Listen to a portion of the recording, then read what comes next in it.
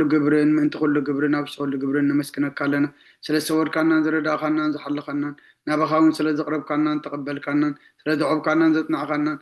سعد يوم سلز بصح كنا نمسكنا ك أو جويتا يقرب لنا أو مفكر سب سلز نبنا كلنا كم محرت كون لنا إذا قد السؤال زيان كل زمن وثنان نعقاب فراب بتصم سلام كم بتصم عبنا كل غناتن كل مكران حبون قورين زغان كل جبر سيطانا نخرغفا السبات من لعد سلان أو جويتا كبار كاب كله حزب خاونا رحق كاب درياب زلزلنا يبوتاونا رحق زيت عمن زعيشن أزلنا تمنى نكربيتن كل حالي سلان كالرقل سلطان ذهب كنا نسغاغا محب كله فادحنا بالغانا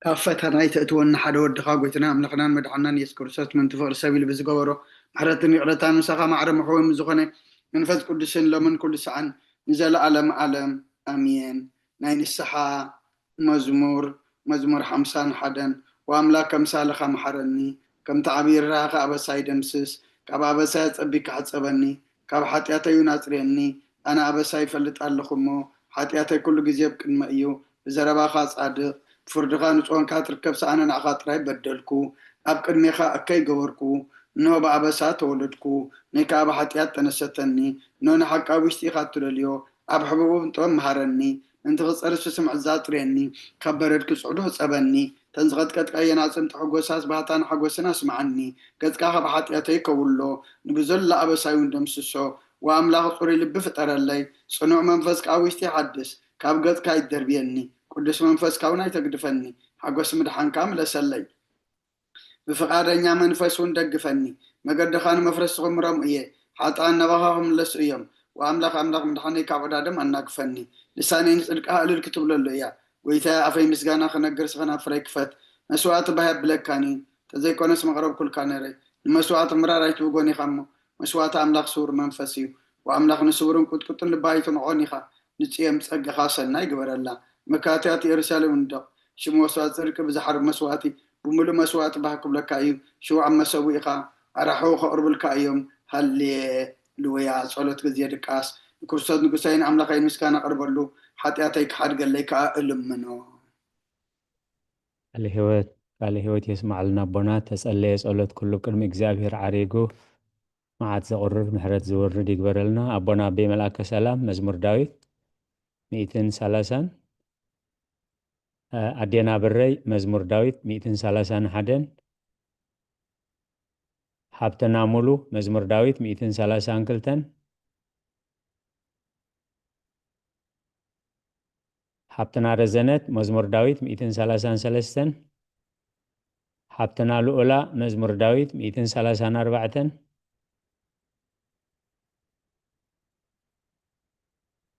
دكتور صقاب مزمور داويت 237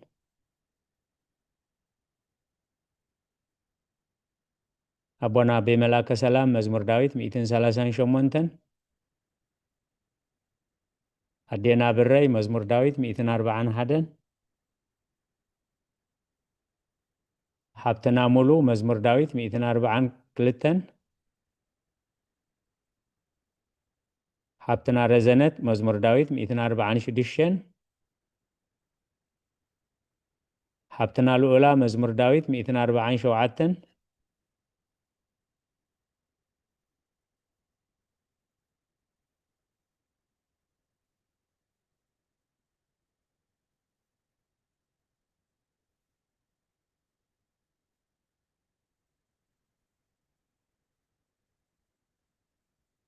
حبتنا مولو مزمور داويت 248 عاويل كتب سهلنا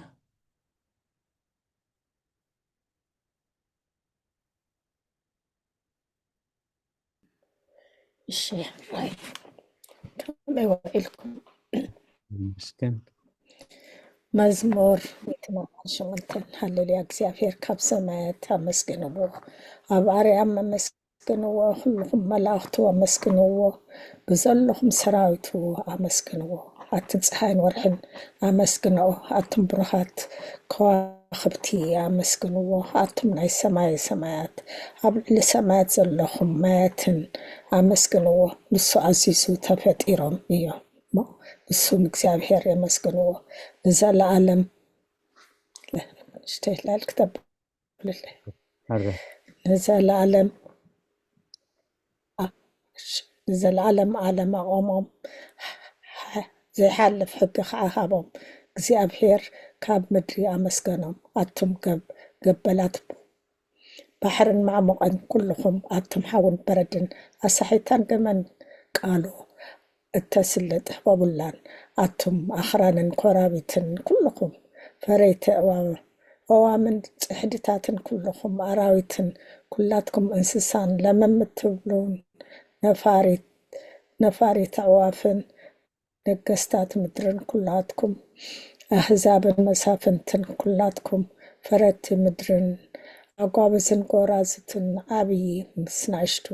ስሙ በይኑ ልዑል እዩ ኣሜን። ግርምኡ ኣብ ልዕሊ ሰማይን ምድርን እዩ እሞ ንስም እግዚኣብሔር ይመስግንዎ ንህዝቡ እውን ቀርና ልዓለ። ስለዚ ኩሎም ቅዱሳኑ ደቂ እስራኤል እቲ ዘቕርቦ ህዝቢ የመስግኖ ኣሎ። ሃሌሉያ ሃሌሉያ። ዝለዓላትኩም ምስጋና ይኹን። آمين ሃሌሉያ። ቅዱስ እግዚአብሔር ቅዱስ ኃያል ቅዱስ ሕያው ዘይመውት ወንጌል ሉቃስ ምዕራፍ 2 ካብ ቁፅሪ 25 ክሳብ 32 እንሆ ድማ ብኢየሩሳሌም ስምዖን ዝበሃል ሰብኣይ ነበረ። እዚ ሰብኣይ ዝጻድቕ ንኣምላኽ ዝፈርሕ ንጽናዕ እስራኤል ንጽበ ነበረ። መንፈስ ቅዱስ ድማ ነበሮ። ነቲ መሲሕ እግዚኣብሔር ከይረኣዮ ሞት ከም ዘይርኢ ድማ ብመንፈስ ቅዱስ ተገሊጹሉ ነበረ። ብመንፈስ ከዓ ናብ ቤተ መቕደስ መፀ። ወለዱ ነቲ ኢየሱስ ህፃን ከም ስርዓት ክገብርሉ ምስ ኣተው ስሞን ድማ ኣብ ኢዱ ሓቆፎ ንኣምላኹን ከም ዝናበለ ባረኾ። ወጎይታይ ነቲ ንኣሕዛብ ምግላፅ ብርሃን ንህዝባ እስራኤል እውን ክብረት ክኸውን ኣብ ቅድሚ ኩሉ ዘዳለኻዮ ምድሓንካ ዓይንተይ ካብ ራእያስ ሕጂ ከም ዘረባኻን ባሪኻ ብሰላም ተፋንዎ ኢኻ በለ። ምስጋና ንእግዚኣብሔር ኣምላኽ ይኹን ኣሜን። ኦ ክርስቶስ ኣምላኽና ሴራ ኣቦኻን መንፈስ ቅዱስን ለምን ኩሉ ሰዓት ንሰግደልካ ኣሎና ኣሜን። ቃለ ሕይወት የስማዓልና ኣዴና ብረይ እንሆ ኣብ ቅድሚ ቅኑዕ ፈራዲ ክኸውን እንሆ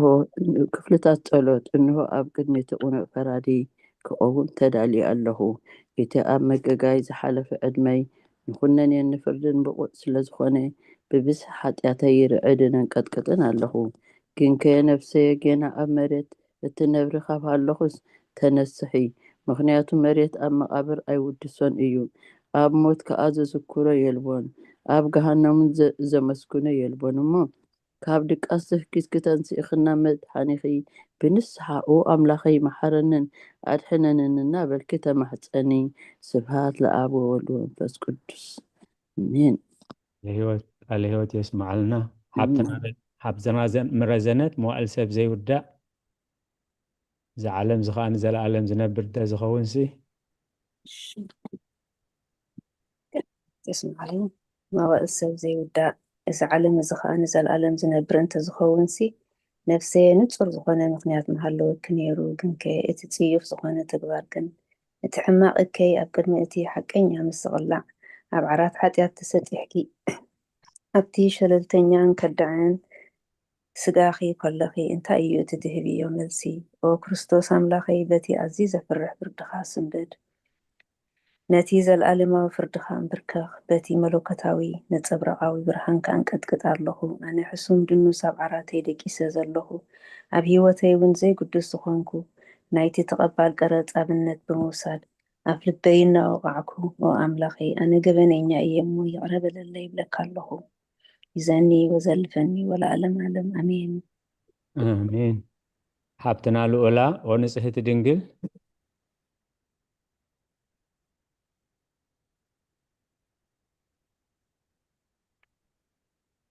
ኦ ንጽሕቲ ድንግል ናብ ባርያኺ ትቕንጡፍ ጽላል ረድኤትኪ ዘርግሒ። ነቲ ኣብ ሕልናይ ከም ማዕበል ዝገላበጥ ክፉእ ሓሳብ ካባይ ኣርሕቕዮ። ነታ ሕምምቲ ነፍሰይ ብኾንትነት ኣዝዩ ሃለዋታ ጠፊእዋ ኣሎሞ ናብ ጸሎት ምንቕቓ ሓበግስያ። ምክንያቱ ንስኺ ከኣሊትን መሃሪቲ ምሕረት እትህቢ ኣላይታ ኣዴኢኺ ኣደ ምንጪ ህይወት ንጉሰይን ኣምላኸይን ጎይታ ኢየሱስ ክርስቶስ ተስፋይኺ። ቃለ ሕይወት የስማዓልና ኣዴና ብረይ ወጎይታ በዛ ለይቲ እዚኣ ንዓሞ ብዘይ ሓጢኣት ክንሓድር ሓለወና። ጸሎት ይቕፅል። ኦ ጎይታ በዛ ለይቲ እዚኣ ንዓሞ ብዘይ ሓጢኣት ክንሓድር ሓልወና። وأملاخ أبتاتنا نسخا بروخيخا برختك أزي وزحيو قدس سمكا ونزل ألم كبر زمالو إيوم آمين وقويتا خمت أبخا توكلنا زلنا محرتك خم متخنلنا أنت خلنا أخا يتبيا اللوا نسخا أب وانو مقبي اتهبم وأملخنا مدهانينا وتسفى خلنا وسنات مدريس معنا وقويتا نسخا إخا كابزا علي تزنزل ألم تدحننا أنت عقبنا آمين وقويتا بروخي خمو فردخا مهرني وقويتا بروخي خمو حقنت كاردأني وقويتا بروخي خمو كبر خبر هاللي وقويتا محرت كان زل ألم ينبر وقويتا نعي نتكبر إيدكا كاب ولدنا ولدو معقوبيي سلزخنكا أي تنتقني وقويتا نعي نعخا بديلي إيه مو محارن نفسي أدحنان النابلكو أتقل اللخو وقويتا أبخا توكيل اللخو مو أدحنني بفقادك خجبرك أمهرني نسخة أملاخي فالفالي هوت إغا ببرهان كادما إنا برهان النرئي مهرت كان أبتم زفلتخا كبرخا خانا بقد ونعات لبي تمتا تسقان برخة مسقانان بحق كأيو وقدم عالم زنبر كان نزل ألم التنبر زلخان أبن ولدن منفس قدسن نعخا مسقانا وداسي قرما يقبا لو من كل ساعة نزل ألم أمين ولعل قويتا ولعل قويتا بأخا مئمان نسمكا مزمارن سنة إيمو محرتك أبزا تصبح حق الناس قاد مالي تليتي أزنتو أمين ቃለ ሕይወት ይስማዕልና ቦና በመልአከ ሰላም ውዳሴ ስሉስ ቅዱስ ውዳሴ ስሉስ ቅዱስ ቅዱስ እግዚአብሔር ቅዱስ ኃያል ቅዱስ ሕያው ዘይመውት ካብ ቅድስት ድንግል ማርያም ተወልደ መሐረና ቅዱስ እግዚአብሔር ቅዱስ ኃያል ቅዱስ ሕያው ዘይመውት ኣብ ዮርዳኖስ ተጠምቀ ኣብ ልዕሊ ዕፀ መስቀል ምእንታና ተሰቕለ መሐረና ቅዱስ እግዚአብሔር ቅዱስ ኃያል ቅዱስ ሕያው ዘይመውት ኣብ ሳልሳይ መዓልቲ ካብ ሙታን ተንሥአ ምስጋና ናብ ሰማይ ዝዓረገ ኣብ የማን ኣቦት ተቐመጠ ኣብ ሕያውን ሙታንን ክፈርድ ከም ብሓድሽ ክመጽእ እዩ ኦ ጎይታ መሐረና ምስጋና ንኣቦን ወድን መንፈስ ቅዱስን ይኹን ለምን ኩሉ ሰዓን ንዘለዓለም ዓለም ኣሜን ኦ ስሉስ ቅዱስ መሐረና ኦ ስሉስ ቅዱስ መሐረና ኦ ስሉስ ቅዱስ መሐረና ኦ ጎይታ ሓጢኣትና ሓደገልና ኦ ጎይታ በደልና ይጸብጽበልና ኦ ጎይታ ኣበሳና ይቅርበለልና ኦ ጎይታ ንሕማት ስኻብ ፀሓየሞ ምንቲ ትቅዱስ ስምካ ኢልካ ፈውሶም ኦ ጎይታ ነቶም ዝመቱ ቦታትና ነዴታትና ንኣሕዋትና ንሓትናን ክዓርፍ ኦ ካብ ሓጢኣት ንዝኾንካ ጎይታ መሐረና ኦ ካብ ሓጢኣት ንዝኾንካ ጎይታ ርድአና ልማንና ከዓ ተቀበለልና ክብርን ምስጋናን ብፍጹም ማዕርግን ቅድስናን ንዓኻ ይግባእ ኣሜን ኦ ጎይታ መሐረና ኦ ጎይታ መሐረና ኦ ጎይታ ባርኸና ኦ ጎይታ ብቕዓት ግበረና ምስጋና ከምዚ ኢልና ክንጸልይ ኣብ ሰማያት ትነብር ኣቦና ስምካ ይቀደስ መንግስትኻ ትምጻእ ፍቃድካ እንተ ኣብ ሰማይ ከምኡ ድማ ኣብ ምድሪ ይኹን ንዕለት መግብና ሎሚ ሃበና ንሕና ንዝበደሉና በደሎም ከም ዝሓደግናሎም በደልና ንዕወሳና እንደገና ክፉ ኣድሕነና እምበር ኣብ ፈተና ይተእትወና መንግስትን ሓይልን ክብርን ንዘለዓለም ናትካ ኢማ ኣሜን ኦ እግዝእትየ ማርያም ብናይ ቅዱስ ገብርኤል መልኣክ ሰላምታ ሰላም ለክለኹ ሕልናኸ ድንግል ኢኺ ብስጋኹን ድንግል ኢኺ ኣደ እግዚኣብሔር ፀባዖት ጎይታ ሰራዊት ሰላም ለክለኹ ንስኺ ከዓ ኣንስቲ ብርኽቲ ኢኺ ፍረ ከርስኹም ብሩኽ እዩ ኦ ምልዕተ ጸጋ እግዚኣብሔር ምሳኺ እዩ ኦ ፍስሕቲ ደስ በልኪ ሓጢኣትና ሰሪየልና ነፍቲ ወድኺ ኢየሱስ ክርስቶስ ምእንታና ምሕረት ለምንልና ኣሜን ቃለ ሕይወት የስማዓልና ሓምትና ሙሉ ምስጋና ንቅድስት ድንግል ማርያም